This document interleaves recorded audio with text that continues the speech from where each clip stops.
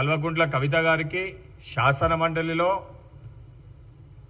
బట్టి విక్రమార్క గారు అనేక సందర్భాల్లో మా నాయకులు పదే పదే మీరు అడిగిన లెక్కలపైన 1కి 2 సార్లు 2కి 3 సార్లు 3కి 4 సార్లు స్పష్టత ఇచ్చినాక కూడా మీరు చేసిన తప్పులు బహుశా మీరు జైల్లోకి పోకముందున్న అప్పులే తెలంగాణ రాష్ట్రానికి ఉన్నాయి. దాని తర్వాత చేసిన అప్పుల గురించి బహుశా కల్వకుంట్ల కవిత గారికి వారి కుటుంబ సభ్యులు చెప్పనట్టురు, లేదా అవగాహన లేకపోవడంతో, లేకపోతే చేసిన తప్పుని ఒప్పుకోనికి అహమడ్డొస్తుందో ఈరోజు కనీసము శాసన మండలిలో మీరు ప్రెస్ మీట్ నిర్వహిస్తున్నప్పుడు ఇంత అనుభవం ఉన్నోళ్ళు, ఇంత మేధావులు, ఇంత తెలివివంతులని చెప్పుకునే మీరు శాసన మండలిలో ఇవాళ ప్రెస్ మీట్ నిర్వహించవచ్చా, నిర్వహించకూడదా, అసలు ఏ పరిస్థితి ఉంది, ఎక్కడ నిర్వహించాలి, ఏం మాట్లాడాలో కూడా అవగాహన లేకుండా మేము ఏం చేసినా నడుస్తుంది ఈ రాష్ట్రంలో అనే విధంగా మీ యొక్క వ్యవహారమే మీ యొక్క పద్ధతికి నిదర్శనం. ఈరోజు మీరు పద్ధతి గురించి మాట్లాడుతున్నారు. ఇంతకుముందే మా సోదరులు శాసన మండలి సభ్యులు ఆమీర్ అలీ ఖాన్ గారు లెక్కలు చాలా స్పష్టంగా వారు మీకు అదేవిధంగా మీ అన్నకి మీ బావకి ఇంగ్లీష్లో మాట్లాడితేనే అర్థమవుతుందని చెప్పి వారు ఆ భాషలో కూడా ఎక్స్ప్లెయిన్ చేశారు. మీరు చేసిన అప్పులేంది, మీరు ఏడికేళ్ళ అప్పులు తీసుకొని వచ్చారు, రాష్ట్ర పరిస్థితి ఏ విధంగా ఉందని చెప్పి చెప్పడం జరిగింది. ఇప్పటికన్నా బుద్ధి తెచ్చుకొని మేము తప్పు చేసినాము అని చెప్పి తెలంగాణ ప్రజలకి క్షమాపణ చెప్పాల్సిన బాధ్యత మీ కుటుంబం పైన ఉంది. అవన్నిటినీ పక్కన పెట్టి ఈరోజు పద్ధతుల గురించి మీరు మాట్లాడితే తెలంగాణ ప్రజలు నవ్వుకుంటుర్రు. మీరు ఈరోజు మా ముఖ్యమంత్రి గారు మాట్లాడిన మాటల పైన తప్పుగా మాట్లాడిరని చెప్పి మీరు మాట్లాడుతారు. మీకు ముందుగా నేను ఆ అంశాలపైన మాట్లాడే ముందు మీ తండ్రి గారు అదేవిధంగా మీ అన్న ఏం మాట్లాడిండు, మీ బావ ఏం మాట్లాడిండు, వారి యొక్క వ్యవహారం ఏ విధంగా ఉండే నేను ఒక్కసారి మీకు వీడియో చూపిస్తా. ఆ వీడియో చూస్తేనన్నా పరిస్థితి ఏ రకంగా ఉండే, ఏమైందని చెప్పి మీకు కనీస ఆలోచన ఉంటుంది.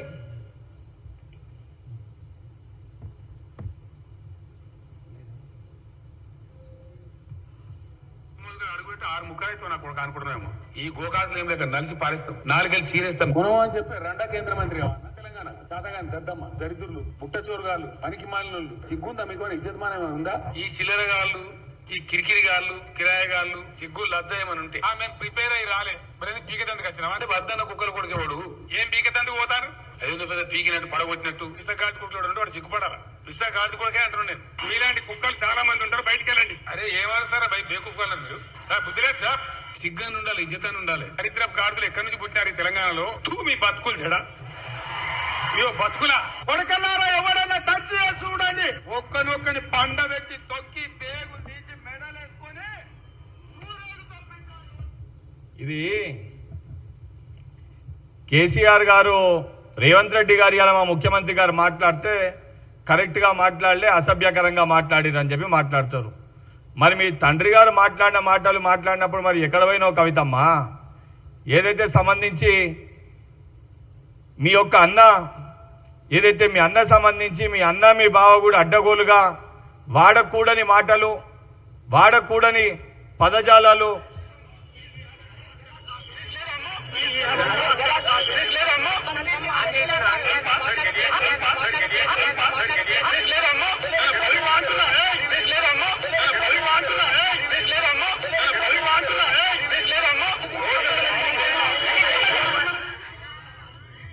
మీరు అడ్డగోలుగా అధికారులపైన హరీష్ రావు దాడులు చేసిన సంగతులు మర్చిపోయినరా? తెలంగాణలో మనం ఏ విధంగా సంస్కృతి సాంప్రదాయాన్ని మర్చిపోయి ఇతరులని వాళ్ళ యొక్క తల్లిని దూషించిన విషయాలు మీరు మర్చిపోయినరా? ఆ మాట్లాడిన మాటలు మీరు మర్చిపోయినరా?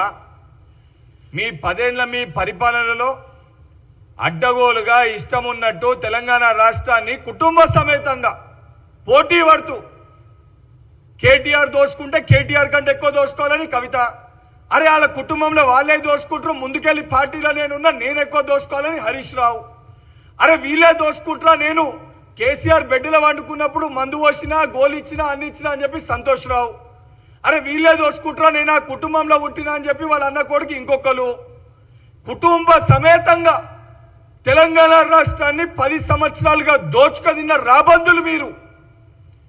ఈరోజు వాస్తవానికి తెలంగాణ రాష్ట్రాన్ని అభివృద్ధి పదంలో ముందుకు తీసుకొని వెళ్ళాలని ఒక లక్ష్యంతో, ఒక ధ్యేయంతో, ఒక దృఢ సంకల్పంతో కాంగ్రెస్ ప్రభుత్వం గౌరవ ముఖ్యమంత్రి రేవంత్ రెడ్డి గారు 6 నిమిషాలు 24 గంటలు 365 రోజులు కృషి చేస్తుంటే, ఒక నిబద్ధతతోటి చిత్తశుద్ధితోటి మేము ఇచ్చిన ప్రతి గ్యారంటీని కూడా అమలు చేయాలని ఒక దృఢ సంకల్పంతో నేను పనిచేస్తుంటే, ప్రజలకి వాస్తవాలు తెలియజేయాలని చెప్పని అటు శాసన మండలి 8 రోజులు, శాసనసభ 11 రోజులు సుదీర్ఘంగా అన్ని విషయాలపైన చర్చించి వాస్తవాలు బయట పెడితే, ప్రతిపక్ష నాయకునిగా కల్వకుంట్ల చంద్రశేఖరరావు అసెంబ్లీకి రాడు.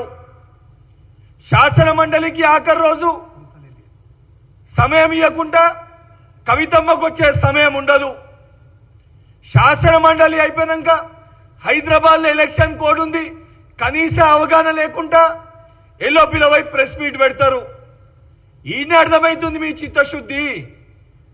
అసెంబ్లీలో రైతుల విషయం పైన చర్చిద్దామంటే బీఆర్ఎస్ పార్టీ ఎమ్మెల్యేలు కేటీఆర్ గారిని అరెస్ట్ చేస్తారంట అని చెప్పి బాయ్కాట్ చేసి బయటికి పోతారు. శాసన మండలిలో రైతుల విషయాలపైన షార్ట్ డిస్కషన్ పెడదామనంటే కేటీఆర్ గారిని లోపలేస్తారయ్యారా దానిపైన స్పష్టం చేయాలని చెప్పి మాట్లాడతారు. అసలు మిమ్మల్ని ఎన్నుకుంది తెలంగాణ ప్రజలు. ఈరోజు ప్రతిపక్ష పార్టీ హోదా మీకు ఇచ్చింది. ప్రభుత్వంలో మేమేమన్నా తప్పుడు నిర్ణయాలు తీసుకుంటే ఆ విషయాలపైన చర్చించడానికి శాసనసభలో శాసన మండలిలో మాట్లాడే ఒక అవకాశం ప్రజలు మీకు కల్పించారు. ఆ అవకాశాన్ని వినియోగించకుండా మీ తండ్రి గారు ఫార్మ్ హౌస్కే పరిమితమై జీతం తీసుకుంటారు.